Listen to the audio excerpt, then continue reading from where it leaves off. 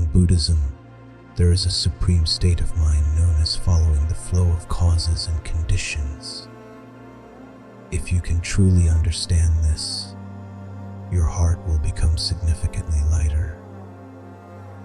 But what does it really mean to follow the flow of causes and conditions? An ancient master once said that following conditions does not mean being negligent, and letting things be does not mean being reckless. This phrase may seem plain at first glance, but it hides the most advanced wisdom for a practitioner. These so-called causes and conditions are the most objective and fundamental laws of this world. The Samyukta Agama states that because this arises, that arises. Everything that happens is not accidental. Every result has its path. Rain will fall at the time it needs to fall.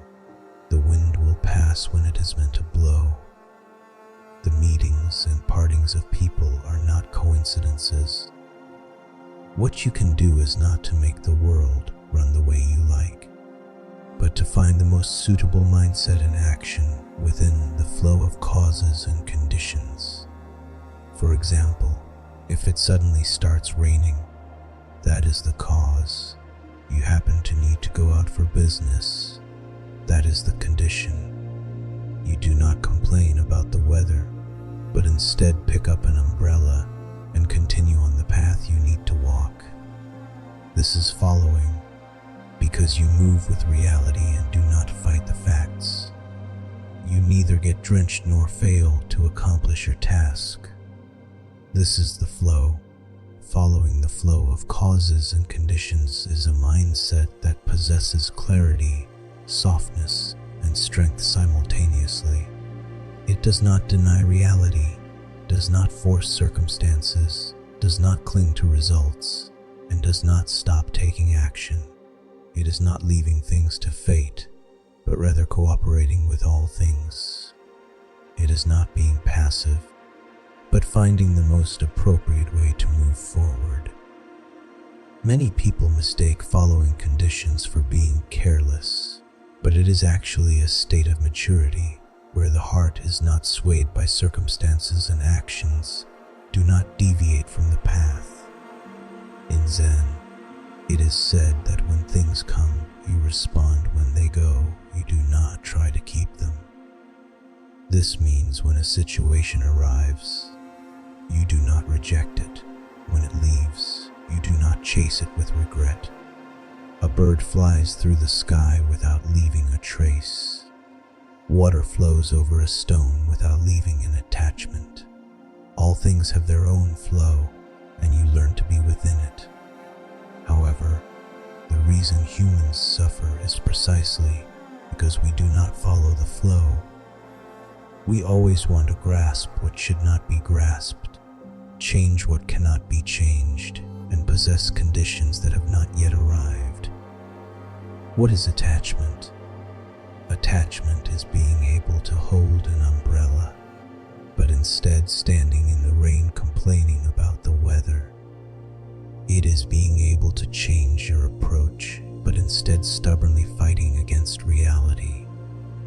It is when something has already happened, yet you still stay trapped in your emotions for 3 days and 3 nights. Attachment is holding a rope too tightly. A Zen master once used a metaphor: what binds you is not the rope, but your own hand that refuses to let go.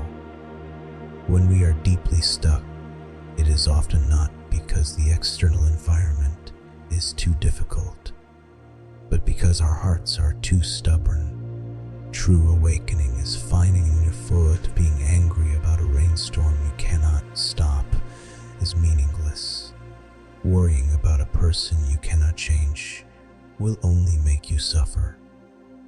Regretting things from the past that cannot be undone will only consume the peace of the present. Being able to completely let go of this layer of attachment in the heart is the starting point. Yet, understanding the principle and being able to do it are two different things.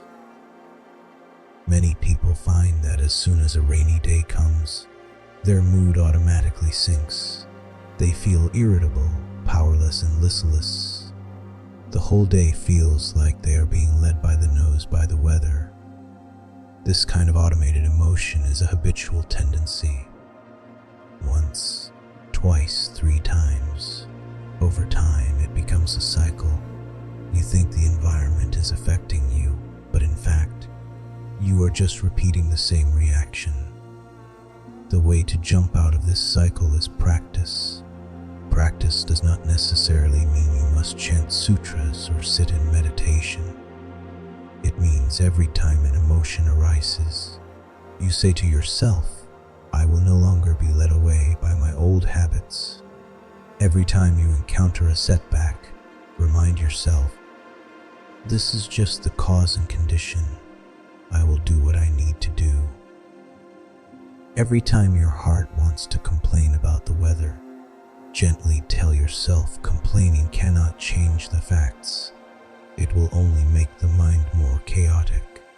Practice is training your heart to move from a natural reaction to a conscious response. It is no longer being controlled by emotions, but instead regaining the power of choice. When this practice continues for a long time, one day when the rain falls, you will suddenly find that you are not frustrated, not annoyed, and not complaining. You simply pick up your umbrella naturally to walk and do your business. This is not suppression, nor is it forcing yourself to pretend to be calm. It is because your heart is truly no longer affected. This is realization. After realization, a more subtle power will rise in the heart, called awareness. Awareness is not a supernatural power, but a very real sensitivity. You see your heart move. When an emotion arises, you notice it first. When a wandering thought floats by, you can recognize it in the first moment. Awareness is a small lamp hidden in the heart. Although it is not dazzling, it is enough to illuminate your inner direction. The Buddha said the mind is like a master painter that can create all worlds. Awareness is taking back the paintbrush. One step further is illumination. Illumination is a level mentioned in the Heart Sutra, illuminating the 5 aggregates as empty. It doesn't mean the 5 aggregates do not exist, but that you finally know they are not me. They are just the natural manifestation of life. When an emotion comes, you know it is a visiting guest. When a worry arises, you know it will leave. When there are many thoughts, you let them float by like clouds. You no longer fight with your emotions, nor do you rise and fall with them. You simply see them clearly, allow them and let them go. The rain is still rain, the wind is still wind, but your heart no longer changes with the weather. At this stage, a wonderful utility appears in life. What others get angry about, you can use to train your mind.